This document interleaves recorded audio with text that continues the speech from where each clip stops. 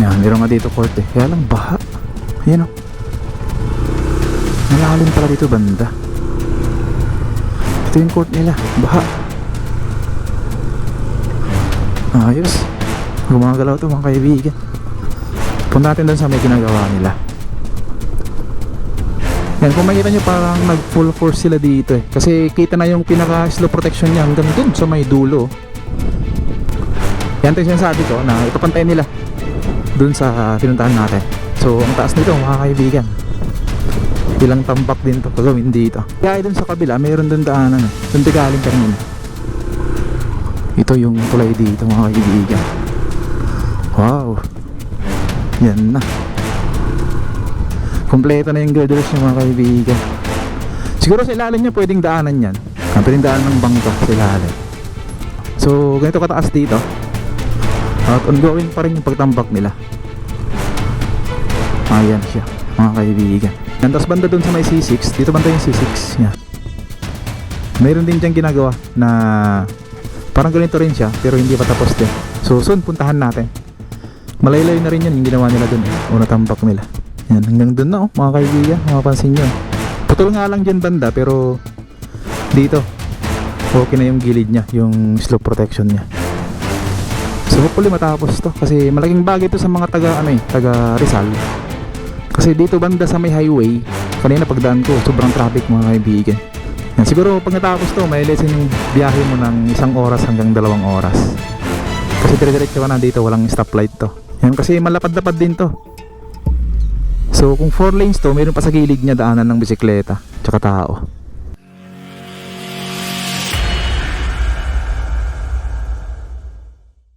Good morning guys, dito yan sa may ginagawa nilang bypass road dito sa may Rizal. Itong Taytay Angono Binangonan Bypass Road. So tingnan natin yung update dito mga kaibigan. At maputik dito. Tingnan natin dito. Uy, parang maraming dito improvement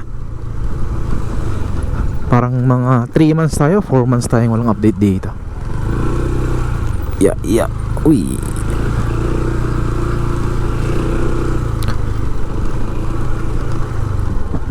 Yan, meron ng mga dyan drainage.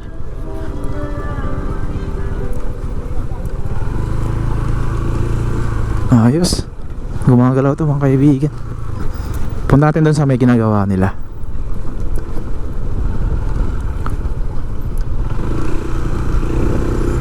Dati parang walang movement to eh. Pero ngayon gumagalaw na siya. Yan o. Ito yung nila, drainage. Mataas pala to. Itong gagawin dito. Yan siya oh. Wow.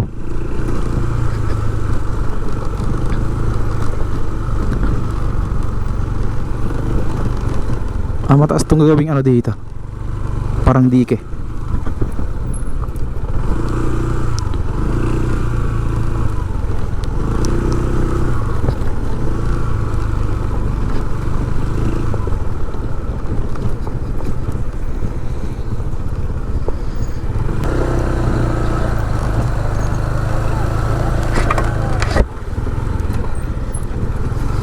Ganda oh. Oh.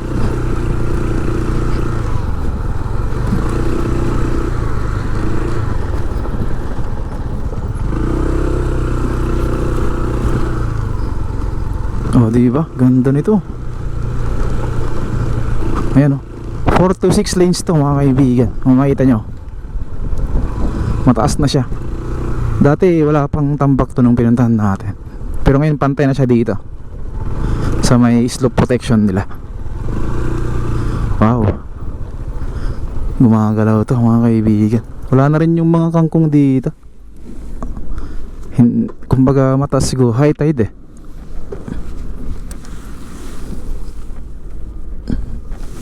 Ayan o, ganda mag dito. Oh, ang ganda mag slides. Slides. Oo nga, ginagawang slides siguro to. Meron dyang diba? So ito yung ginagawa nilang bypass road ngayon. Yan, kung makita nyo parang nag full force sila dito eh. Kasi kita na yung pinaka slow protection niya hanggang dun sa may dulo. Yan, mamaya magpalipad tayo ng drone.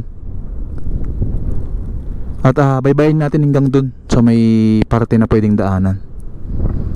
So ito na siya mga kaibigan. Ganda. Ayan oh. So mataas na siya. Hindi gaya ng dati nung pumunta tayo dito. Hanggang dito lang siya eh. May malalim pa siya, siguro mga 24 inches yung lalim pa. Pero ngayon kung makita nyo, pantay na siya. Ayan, pumantay na dito sa may slope protection. Yan, dun tayo sa unahan. Tingnan natin doon.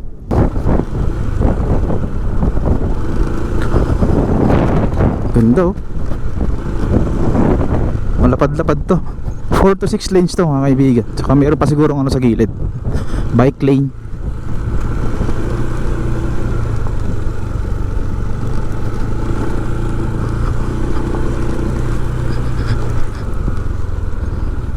Yan dito ano, tinatambakan kasi hindi pa gaanong ano dito mataas.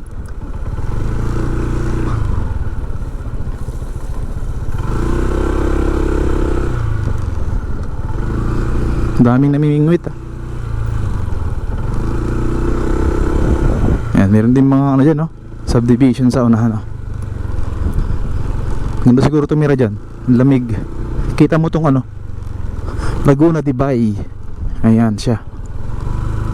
Ito na lang tayo. Tumirik tayo dito. Ayan, yan na to. Hindi pa ganong mataas dito.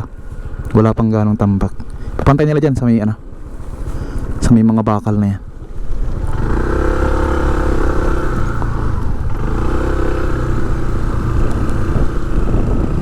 So ayan, proceed tayo dito. Punta natin doon banda sa may malapit sa may tulay. Tingnan natin kung makatagos tayo doon. Yan, ongoing dito mga kaibigan yung pagtambak nila dito ng mga lupa. Yan, sunod dito yung ano na pagkisemento nila, pagbubuhos. Yung kanina, yung nadaan natin dyan sa bungad dito, ganito gawin nila kataas. Kumbaga ipapantay nila dun sa may imburnal. Yan, ganyan siya kataas. Hindi lang bypass road pero protection siya. Protection siya dito sa mga kabayan dito sa kanan natin.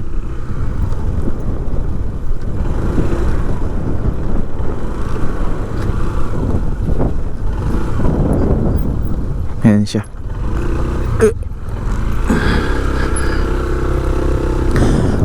Pero tayo dun sa may bandang ano, yung ginagawa nilang tulay dun, kung kaya nating abutin. Kasi nakita natin sa drone kanina, meron dun banda. Check natin. Yan ito yung sinasabi ko na ipapantay nila dun sa pinuntahan natin. So ang taas nito mga kaibigan, ilang tambak din to kagawin dito.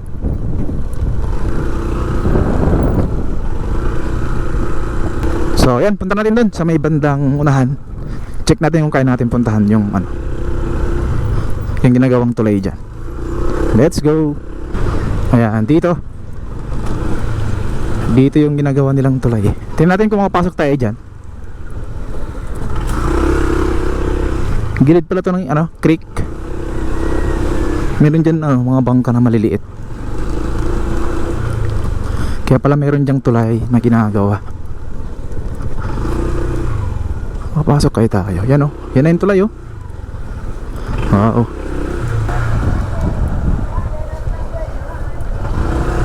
Yun ito. Ayun, kita. Tara, mga kaibigan.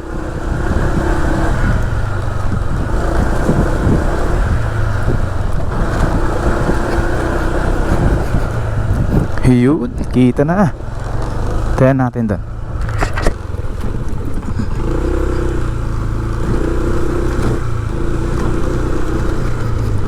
Ayan, pero walang daanan papunta dyan sa mismong ginagawa nila.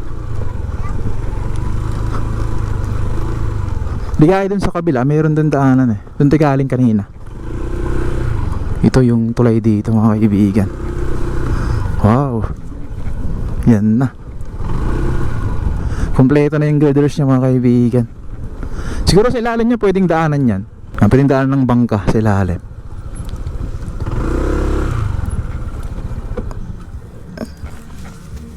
So ganun yan niya siya. So So ganito siya mga kaibigan. Yan, meron siyang kanal dito. Alright, so yun. Ongoing naman dito na. Alright, dun tayo sa may sa may court yata yun eh. Punta natin yun. May dalan na. Sige, thank you. Ilang kanto pa diretso. Punta tayo dun sa may blue na yun. May daanan na papasok eh. Ayan, dito na mga kaibigan. Ito yung nahanap natin. Yan, meron nga dito court eh. Kaya lang baha. Ayan o. Malalim pala dito banda. Ito yung court nila. Baha. Inares multipurpose covered court.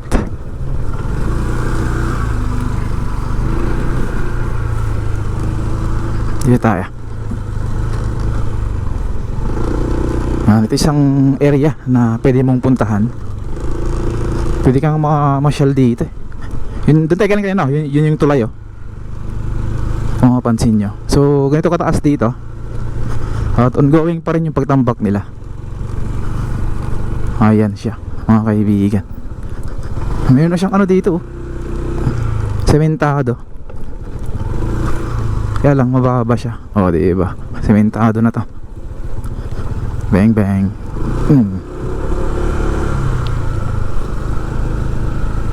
Yan, sementado na dito banda. Yan, so nandiyan na yung tulay mga kaibigan sa unahan natin. Yan, tapos pamaya balik tayo dun sa kabila. Medyo mas latest dun yung update eh. So ganito siya dito mga kaibigan. Yan siya. Ito yung Manila de Bay o Manila de Bay, itong sarapan natin. Last update natin, maraming kangkong dito eh. So siguro sa high tide siya o December kasi kaya mataas yung tubig, kaya hulaga nung dito kangkong. Diyan banda yung mga kangkong dun sa may mga kahoy na yan. Ayun siya. Yan, tas banda dun sa may C6, dito banda yung C6. Yan. Mayroon din dyan ginagawa na parang ganito rin siya pero hindi pa tapos din. So soon puntahan natin. Malaylayo na rin yun yung ginawa nila dun eh, o natambak nila. Yan, hanggang dun na mga kaibigan, mapapansin nyo. Putol nga lang dyan banda pero dito okay na yung gilid nya, yung slope protection nya. Ayan, madamo siya kasi matagal nang natenga to eh. Yan, ngayon ay nagpo-full force na sila dito kasi kailangan na to. Yan, meron dito isang crane and then isang excavator. Tapos dyan may dump truck saka excavator din. Punta natin dyan, check natin.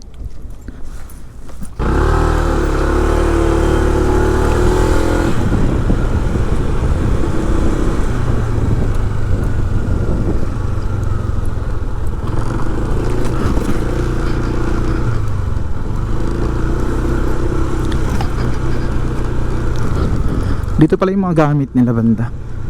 Kumbaga hindi isang parte lang, kalat-kalat yung gamit nila. Mapapansin nyo. Yung mga gamit nila. Then meron din naman dun sa unahan meron din excavator dun.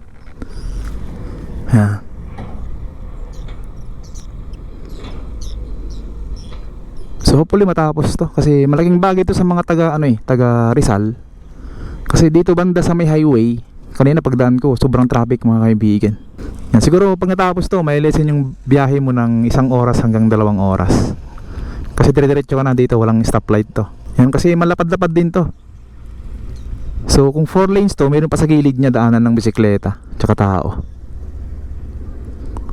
So maganda to pag natapos mga kaibigan. Wait lang natin, kasi ngayon ay gumagalaw na to. Hindi gaya ng dati na last year, hindi gaanong gumagalaw to. Ngayon tinututukan nila, may mga na dun slope protection mga kaibigan. Yan, next time puntahan natin yon. Baka pwede tayong dumaan doon kasi dito may ginagawa sila, hindi pwedeng dumaan. Sa bawat lipat may kwentong dala, Mga daan at tulay nakahanga-hanga, tinatawid ang kinabukasan ng bansa. Gawa ng bayan para sa bawat isa. Lipad ng pangarap, tanaw ang liwanag. Sa kabila ng hamon tayo'y naglalakad. Mula sa himpapawid, tanaw ang ganda. Bawat infrastruktura ng ating bansa.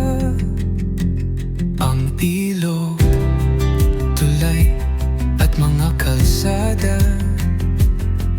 kulay ng pag-angat sa bawat kalsada. Matatag na pundasyon ng bagong bukas, pag-unlad na gabay ng ating landas. Lipad